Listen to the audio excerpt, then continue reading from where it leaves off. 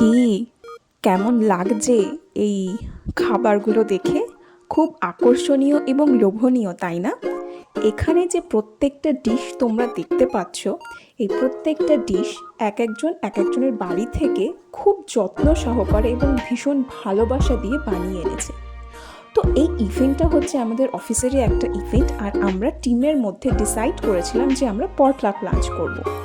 তো পটলক লাঞ্চ মানেই যে যার বাড়ি থেকে নিজের হাত পুড়িয়ে রান্না করে নিয়ে আসবে। সে যতটুকু যেভাবে যাই আনুক না কেন।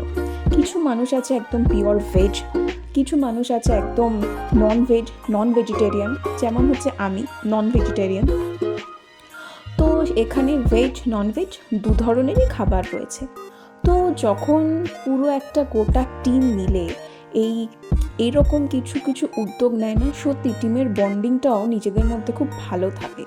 তো তারই একটা ছোট্ট ভিডিও আমি সেদিন ক্যাপচার করার সুযোগ পেয়েছিলাম।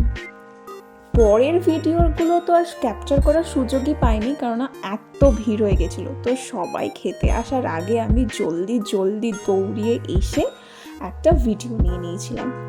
দেখো, নানান স্টেট থেকে যখন মানুষ এক জায়গায় কাজের সূত্রে আসে, তখন না বিভিন্ন ধরনের মানে আমরা সংস্কৃতি কালচার সব কিছুর সাথে আমরা খুব পরিচয় পাই, সব কিছুর সাথে আমরা পরিচিতি হই।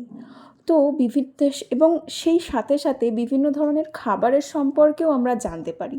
তো এখানে কেরালা ফুড, আন্ধ্রা ফুড, তারপরে বেঙ্গলি তো আছেই, আসামিজ, দেন ওড়িশা, অনেকে আছে, অনেকে মানে মানে প্রত্যেকটা স্টেটের কেউ না কেউ ওখানে ছিল সেদিন। তবে হ্যাঁ, রাজস্থান আর পাঞ্জাব থেকে কেউ ছিল না। তো ম্যাক্সিমাম ছিল সাউথেরই অনেকগুলো স্টেট। তো খাবারগুলো সেদিন ভীষণ লোভনীয় ছিল এবং টেস্টটা সত্যি একদম মন কাড়ার মতন টেস্ট। তো দেখতে থাকো এই সুন্দর লোভনীয় ভিডিওটা, আর কেমন লাগলো অবশ্যই কিন্তু কমেন্টে জানিও।